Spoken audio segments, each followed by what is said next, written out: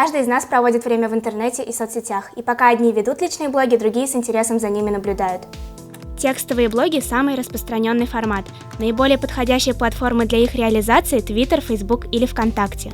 Среди подростков больше популярны фото- и видеоблоги. Самые модные платформы для реализации такого контента – YouTube и Instagram. Сейчас расскажу о нескольких полезных блогах. Многие, на первый взгляд, бесполезные тренды интернета могут помочь развитию молодежи, если научиться их правильно применять. Например, новостные порталы. В интернете есть много новостных блогов для школьников. Например, научно-развлекательный портал Mail.ru. Здесь найдутся статьи на любой вкус, от полезных книг до новейшей системы проведения рэп-уроков. Для тех, кто хочет писать свои статьи, есть специальные порталы. Например, «Дети дали новости». Этот проект создан в нашей республике. Статьи для него пишут подростки. Работа над такими проектами помогает развивать грамотность. Видеоблоги могут быть не менее полезны, особенно если информацию нужно не только увидеть, но и услышать.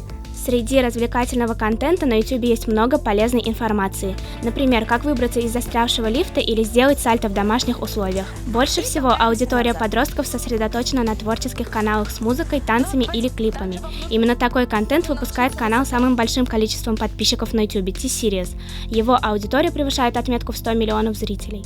В интернете огромное разнообразие блогов. Контент есть как развлекательный, так и полезный для развития современных подростков.